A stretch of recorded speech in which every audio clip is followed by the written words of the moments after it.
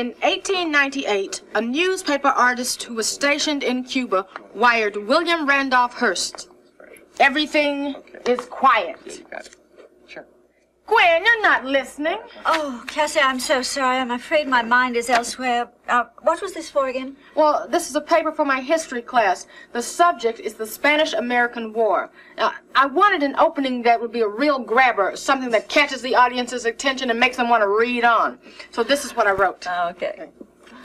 In 1898, a newspaper artist stationed in Cuba wired William Randolph Hearst. Everything is quiet. No trouble. There will be no war. Hearst is said to have replied, "You provide the pictures, I'll provide the war." Only a few months later, over 17,000 American soldiers landed in Cuba. Their battle cry was a headline from a Hearst newspaper. "Remember the Maine." So, what do you think? Well, I think you've written a real grabber, but it's more suitable for a magazine article than a college essay. What's the matter with it? Well, it catches the reader's interest, but your point is not clear. If your thesis is that Hearst caused the Spanish-American War, then you should say so and not leave it up to your reader to infer. Oh, well, Hearst didn't cause the war. No? Well, in my opinion, the real reason for the war was American imperialism. See, we were anxious to expand our influence and our borders back then. Ah, well, in that case, you're not keeping your promise to the reader. What promise? Every introduction is a promise made by a writer to a reader. Your audience has every right to expect that your opening will be true to the rest of your essay. Now, you say in your paper that the war was caused mainly by American imperialism, right? Mm-hmm. Well, then you should say it in the introduction. As it is, what you've written promises something entirely different, that yellow journalism caused the war. Well, William Randolph Hearst and all that makes for a more exciting start. Maybe, but creating interest is only part of what an introduction has to do. An introduction is not the same as a beginning, which is what you've got here. It is? Yes, you see, the kind of writing that we're doing, the kind of writing that you're doing there, has to have a certain kind of beginning. Now, an introduction is more than a beginning. Every piece of writing has to have a beginning and an ending, but not necessarily an introduction and a conclusion. What's the difference? Well, a beginning to an article, a speech, or a short story can take any form, but the beginning of an essay has to do certain things. Such as? Well, it has to grab the reader's eye, for one thing, but then that's true of any beginning. But the introduction has to present the subject and also present the writer's attitude to the subject. It's sort of like a road sign, Cassie. A road sign? Yeah. A road sign is useless, worse than useless if it isn't true. Now, the sign at our city limits says, "Welcome to our city." It doesn't say, "Welcome to Paris, France," even though it's a lot more exciting. Okay, I get the point. I'll give it another try. Thank you. Hey, if you want more help, you ought to talk to Jenny. Why, Jenny? Well, she just completed the script for our program on introductions and conclusions. Must be terrific, because she said it was one of the best things she's ever done. Oh, dear, I was afraid of that. What do you mean, Gwen? Yeah, Jenny's script, it has to be redone. But Norm just said it was... No, it's a very clever script, but it fails to do the one thing that it has to do, and that is to teach students how to do introductions and conclusions. Telling her won't be so easy. Hearing it won't be much fun either. You're both right, but I have no choice. The script just will not work. Well, I am glad that you have to tell Jenny and not me. Tell her what? Cassie, I'm almost out of typing paper. Have you picked up the new supplies? No, I haven't. Come on, Norm, you can help me. What? Oh, yeah. What was it you wanted to tell me? It's about your script, Jenny. Can we discuss it? The one on introductions and conclusions? Do you like it? I'm really proud of it. I think it's one of the most Are there problems with parts of it? It's the script as a whole that's a problem, Jenny. It's an extremely entertaining script, but... It's not effective instruction, is that what you're saying? That's what I'm saying. I see, well, you seem awfully matter-of-fact about it. Oh, come on, Jenny. You're a bright person, a fine writer, and a true professional. If I can't be direct with you about a writing problem... Well, it's just that I thought it was one of my best. I guess my feelings are hurt. Of course. No writer who cares about her work likes to be criticized. But staying open to criticism is one of the things that separates mature writers from beginners. I don't like telling you that your work has to be redone, but I'm afraid it's necessary. Okay, Tell me what you don't like about it. Well, I do like it, Jenny. That's not the point. The point is that it's too general. It doesn't deal at all with introductions and conclusions in writing essays. Oh, well, sure it does. Here, at the bottom of page 19. Oh, now wait a minute, Jenny. Two lines are not enough. Now, we have to make it absolutely clear that introductions are different from beginnings and conclusions are different from endings. Postcards have beginnings and endings, but introductions and conclusions are unique. They serve a task that only they can do.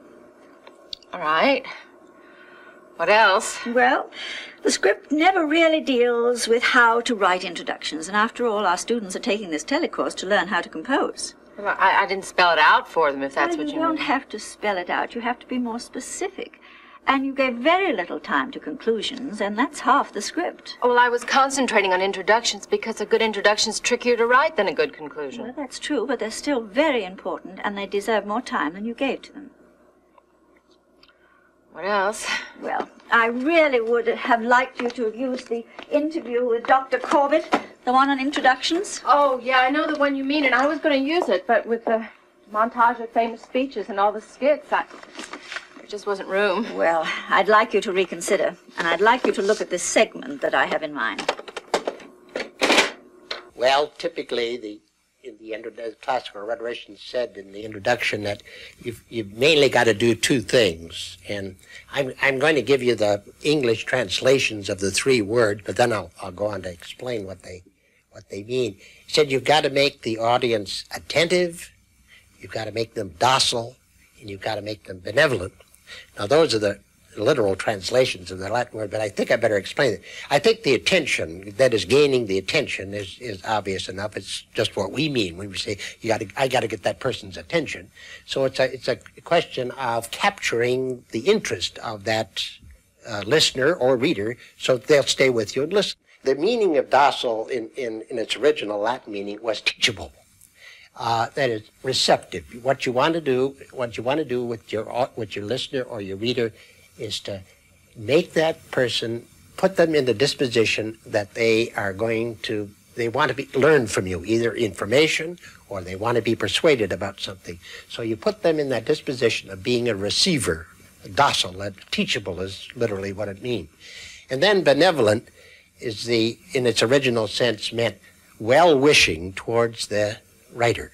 In other words, a writer or speaker may have to overcome hostilities of the audiences. I guess that's what you're doing. Overcoming my hostilities and making me teachable. Well, the other point was to make the audience well-wishing. I don't think I've achieved that yet. Well, that's a lot to expect from an introduction that says your work is off the mark. But I have to admit that after watching the Corbett interview again, I wish I'd included it. Mm-hmm. I'd like you to consider including Dr. Whitty's interview on conclusions also. Okay, I will. What else before I get started? Well, your montage of famous speeches is very educational for a history course, but not an English course. And let's see, you have 3 skits, all of them clever and entertaining, but none of them clarifying the learning objectives of this program. Well, not even the skit with the talking turnips? Especially the skit about the talking turnips. Well, didn't you like anything? Oh, yes. I liked your idea about the mini-documentary. I'm going to get Norman to start working on that right away. Well, why, Norm? It was my idea. Well, you're going to be busy writing a script. We have to have everything ready by Friday. How am I going to put together a whole new script by then? I'll get Norman to help you. No, not yet. Let me give it a try on my own first. And Gwen, I still like the choo-choo sketch. It's catchy, but it just won't work. Yes, it will. It really will. Now, look, Gwen, if I'm willing to tackle a whole rewrite, the least you can do is reconsider one little song and dance number. All right. That's the least I can do. Okay. This afternoon I'll have Norman Cassie act it out for you. When you see it done, you'll realize how effective it is. All right. This afternoon. Do you think Jenny will be able to do the new script in time? No, I hope so. If she hasn't made any progress by Thursday, we'll all have to pitch in. Well, I like her idea for the mini-documentary. I thought you would. What is it? Interviews with the professional columnist who basically does expository writing. Now, I've already viewed all the tapes, and I should be able to have something edited for you by Thursday, Gwen. Fine. I want Jenny to see it, too. After all, it is her idea. Where is she anyway? I thought we were going to work through her sketch. She's running off copies right now. Hey, I redid my introduction over lunch. It's raining too hard, I couldn't go anywhere. You guys want to hear it? Certainly, Cassie. Now, I didn't want to make the same mistake I did in my first version, so I tried to make sure that this introduction said the same thing that my essay will. What's that? I'll read it to you. The dictionary defines imperialism as the policy of extending economic and political hegemony by domination over other nations. What role did imperialism play in the war between the United States and Spain in 1898? Viewed from the perspective of our country's desire for more financial and military power, it is apparent that imperialism was an important factor in the splendid little war. I think you played it too safe, Cassie. Well, it says exactly what my essay's going to say. Maybe, but it just didn't grab me. Your introduction has got to get your audience's attention. And quoting from the dictionary is, well, quite frankly, deadly. See, opening with a definition is a device that beginning writers tend to lean on entirely too much. And your subject is clear. You just got to take a stronger stand. Well, I say that imperialism is a major factor in the war. Didn't you say that your essay takes the position that American imperialism caused the war? But you see, the way you worded your opening, you could be talking about either country. Remember what I said before about introductions. Introductions should present the subject and also present the writer's attitude towards the subject. I feel I'm stuck in square one. Well, why don't you set it aside? Go ahead, finish the rest of the essay, and then go back and do the introduction. Can I do that? Isn't that working at it backwards? No. We all do it from time to time. And Gwen doesn't mean that you should start writing your essay without knowing what you're going to say. It's just that your introduction doesn't have to be the first thing you do. As long as you've done all the preliminary work, pre-writing, narrowing the topic, generating a clear thesis sentence, where you begin is not as important as just beginning. Okay, I'll try it. Oh, good. Everybody's here. You ready to do the sketch? We are. Okay. Cassie, here's a copy for you, and there's one for Norm. Norm, you know the song? Yeah, sure. Okay, both your parts are marked. Now, the point of this sketch is that a lot of student essays don't keep an eye on where they're headed. They start in one direction, then they sort of ramble in another, and pretty soon they're wandering all over the landscape. Just before the number, I quote from a book by Dr. Maxine Hairston, University of Texas. It's on page 3 of the script. Gwen, would you read it? All right. Dr. Hairston says, we get started in both writing and reading by moving along tracks that have already been laid down, and a key function of opening paragraphs is to lay those tracks. That's where I got the idea. A student essay should move as directly as a train on its tracks. It should tell you where it's going, chug to its destination, and then tell you when it's reached it. That's the point of introductions and conclusions. Except a lot of student essays fail to do that. Right. And the purpose of the sketch is to make students aware of that. Now, if a student essay should move like a train on its tracks, what if a train moved like a student essay? What? Well, I mean, what if it just wandered all over the place without any purpose? Well, anyway, that's my introduction to the sketch. Okay, Norm, let's get started. All aboard? Pardon me, ma'am. Is that the train that goes to Dallas? Sometimes it goes, and sometimes nobody knows. I don't understand. If that's the train that goes to Dallas, it ought to go there, not just anywhere. To reach your destination, you may have to range. This crazy locomotive is funny and strange. I guess I ought to warn you, you could be in California, Oregon, Virginia, or Arizona. If you see your city, you're ready to hop. Oh, when it starts to moving, it won't always stop. No way to get to Dallas? Don't do it out of malice. Just be sure where you wanna stop. Oh, it's the train that comes to Dallas. If you don't let it roll. Woo, woo. Well, it is amusing, Jenny, but I don't know. Let me think about it. In the meantime, see what you can do with the rest of the script, will you? All right, I'll start laying down tracks today. Does Stephen still have a fever, Jenny? Oh, well, that's good. No. You take today off, too. Listen, have you had a chance to think about the script yet? I see. Well, you do what you can. We'll see you tomorrow, then. All right. Goodbye, Jenny. Goodbye. Is Jenny's son still sick? Oh, she says he's a lot better today, but she's still concerned. Her mother will be back in town tonight, so Jenny will be into work tomorrow. Good. The mini-doc should be done by then. Now, I'm going to be doing some editing tonight, Cassie. Be happy for your help. Oh, I'd love to, Norm. And besides, I am finished with my essay. Already? Yeah, it just seemed to write itself. Now, of course, there are two problems I'm concerned with still. The introduction, of course, and the conclusion. Mind if I read them to you? Go ahead. Okay. This is my new and improved introduction. Mention of the splendid little war between the United States and Spain triggers a recollection of some famous events. Most Americans know about the yellow journalism of Hearst and Pulitzer, the Cuban crisis, and the Spanish atrocities against Cuban citizens. Americans have been taught those events caused the war. The underlying cause of the war, however, was the revival of imperialism in the United States in the 1890s. An examination of the expansion of trade and of the enlargement of the Navy will illustrate why those factors in the rise of imperialism also resulted in the Spanish-American War. Bravo. Excellent. A strong thesis sentence and a point of view that makes your audience want to read on.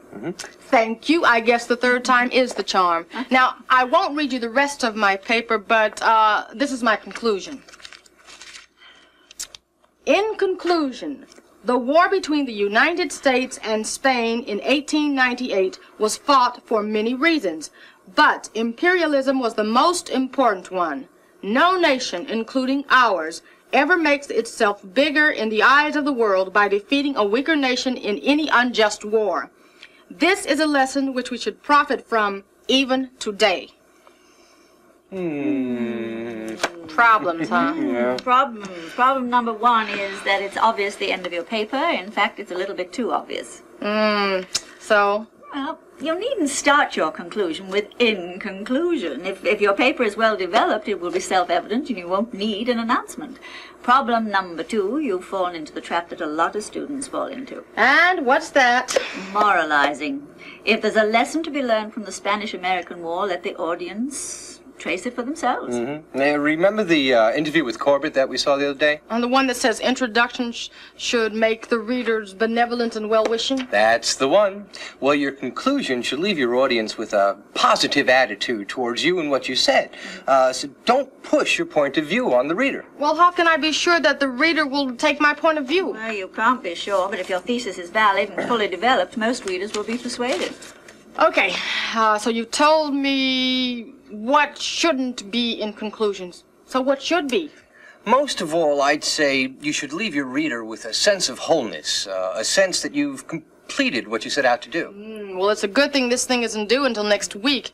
It's taking a lot longer than I thought it would. I know what you mean. I thought the script for this mini-doc would be done by this morning, but it's going to take me all afternoon.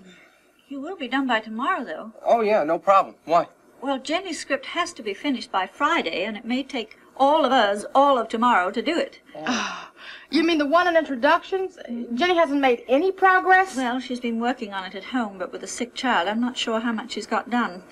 I didn't want to push her, but tomorrow is the day of reckoning. Well, in that case, I reckon I better get to work. Sounds like Thursday is going to be a busy day. Cassie, before you read me your new conclusion, I want to show you part of an interview with Dr. Stephen Whitty on conclusions. He has a humorous beginning, but he makes a very serious point. Would you mind? Okay. Concluding paragraph is something we all feel obliged to put at the end of an essay.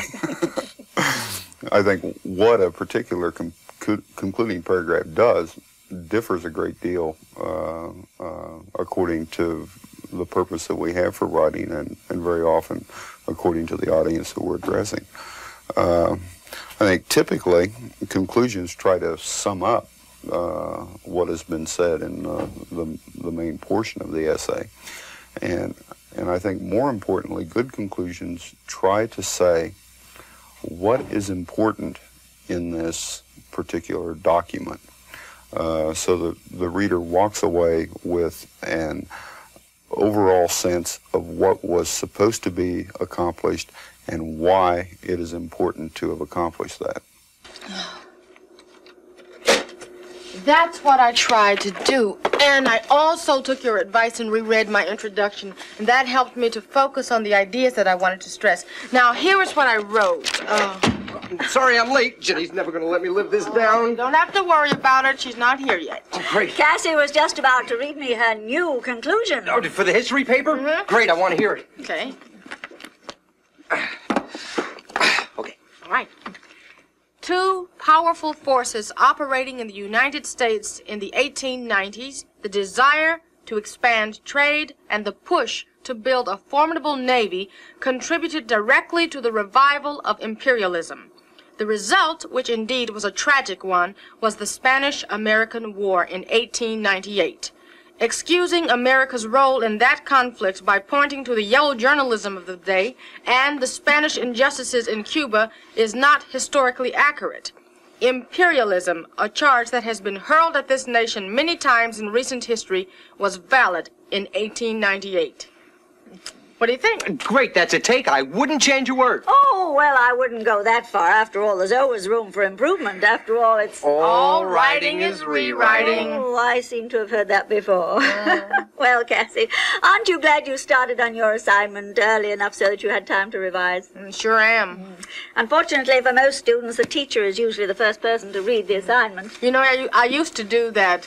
Turn in my assignment, hadn't reread it, let alone revise. Well, even professionals, like me, revise all the time. Well. Hey, you ready to see the mini-doc? Oh, sure. Ready? Snazzy little case, no? Good things come in little packages. Okay. Well, in an essay, or in a newspaper column, or in a radio piece, you have a very limited time to catch the reader's attention, to hold the reader's attention, and to get them to finish reading whatever the piece is. And therefore, your opening paragraph, your lead, your introduction, whatever you want to call it, is probably the most important part of whatever you're doing. Because if you can't get them past the lead, you can't ever get them to the conclusion. I find that most of my introductions are usually either deductive or inductive in nature. And by that I mean a deductive introduction more or less lays out a bottom line and then builds a case to support that hypothesis. An inductive kind of introduction more or less arouses curiosity and asks questions, as it were, and leads you through the process of whatever is next to come to find the answer, which is at the conclusion.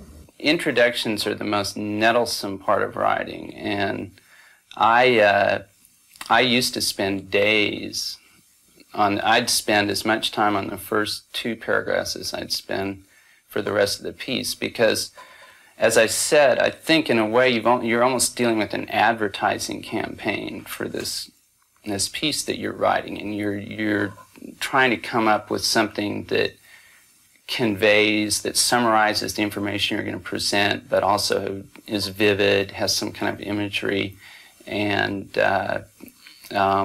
engages people immediately.